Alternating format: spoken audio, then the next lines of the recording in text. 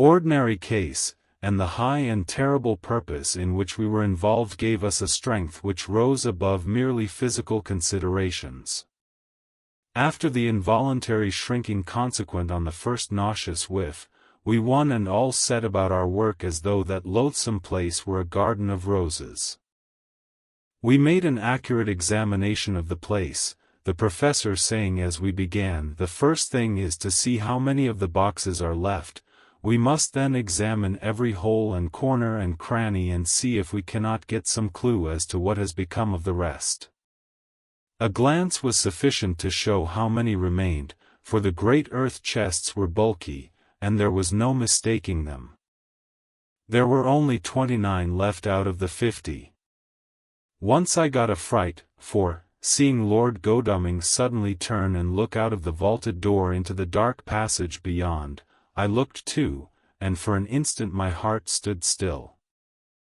Somewhere, looking out from the shadow, I seemed to see the high lights of the Count's evil face, the ridge of the nose, the red eyes, the red lips, the awful pallor.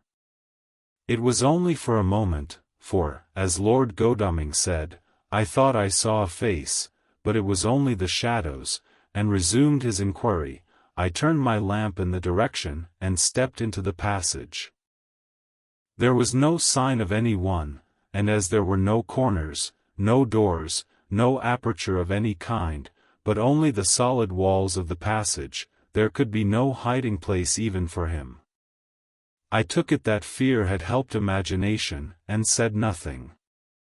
A few minutes later I saw Morris step suddenly back from a corner, which he was examining. We all followed his movements with our eyes, for undoubtedly some nervousness was growing on us, and we saw a whole mass of phosphorescence, which twinkled like stars. We all instinctively drew back. The whole place was becoming alive with rats. For a moment or two we stood appalled, all save Lord Godalming, who was seemingly prepared for such an emergency. Rushing over to the great iron-bound oaken door, which Dr. Seward had described from the outside, and which I had seen myself, he turned the key in the lock, drew the huge bolts, and swung the door open. Then, taking his little silver whistle from his pocket, he blew a low, shrill call. It was answered from behind Dr. Seward's house by the yelping of dogs, and after about a minute 3 terriers came dashing round the corner of the house. Unconsciously we had all moved towards the door, and as we moved I noticed that the dust had been much disturbed. The boxes which had been taken out had been brought this way. But even in the minute that had elapsed the number of the rats had vastly increased. They seemed to swarm over the place all at once, till the lamplight, shining on their moving dark bodies and glittering, baleful eyes, made the place look like a bank of earth set with fireflies. The dogs dashed on, but at the threshold suddenly stopped and snarled, and then, simultaneously lifting their noses, began to howl in most lugubrious fashion. The rats were multiplying in thousands, and we moved out. Lord Godalming lifted one of the dogs, and carrying him in, placed him on the floor. The instant his feet touched the ground he seemed to recover his courage, and rushed at his natural enemies. They fled before him so fast that before he had shaken the life out of a score, the other dogs, who had by now been lifted in the same manner, had but small prey ere the whole mass had vanished. With their going it seemed as if some evil presence had departed, for the dogs frisked about and barked merrily as they made sudden darts at their prostrate foes, and turned them over and tossed them in the air with vicious shakes. We all seemed to find our spirits rise. Whether it was the purifying of the deadly atmosphere by the opening of the chapel door, or the relief which we experienced by finding ourselves in the open I know not, but most certainly the shadow of dread seemed to slip from us like a robe, and the occasion of our coming lost something of its grim significance, though we did not slacken a whit in our resolution. We closed the outer door and barred and locked it, and bringing the dogs with us, began our search of the house. We found nothing throughout except dust in extraordinary proportions, and all untouched save for my own footsteps when I had made my first visit. Never once did the dogs exhibit any symptom of uneasiness, and even when we returned to the chapel they frisked about as though they had been rabbit hunting in a summer wood.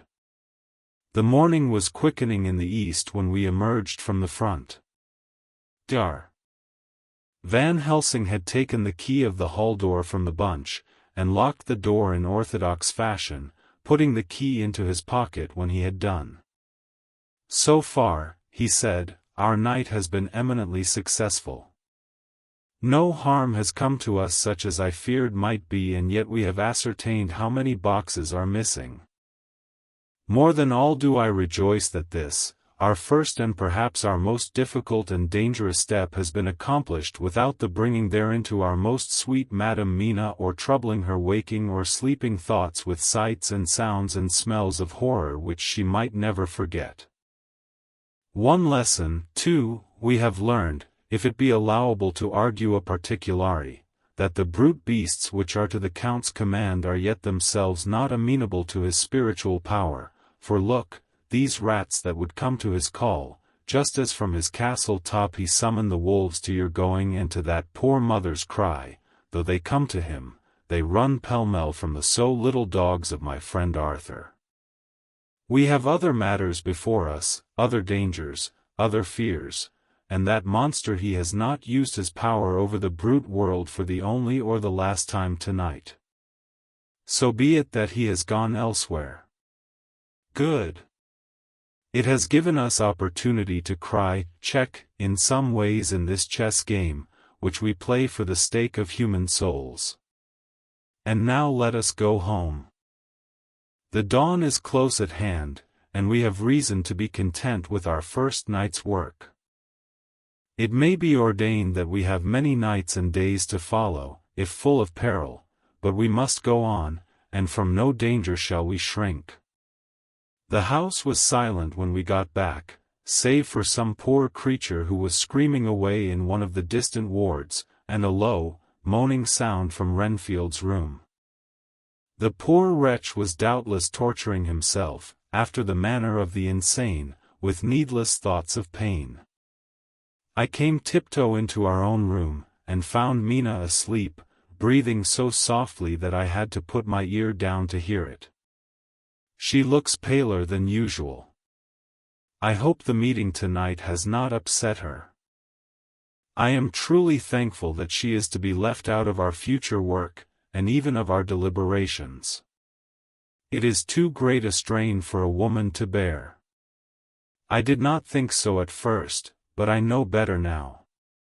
Therefore I am glad that it is settled. There may be things which would frighten her to hear, and yet to conceal them from her might be worse than to tell her if once she suspected that there was any concealment. Henceforth our work is to be a sealed book to her, till at least such time as we can tell her that all is finished, and the earth free from a monster of the nether world.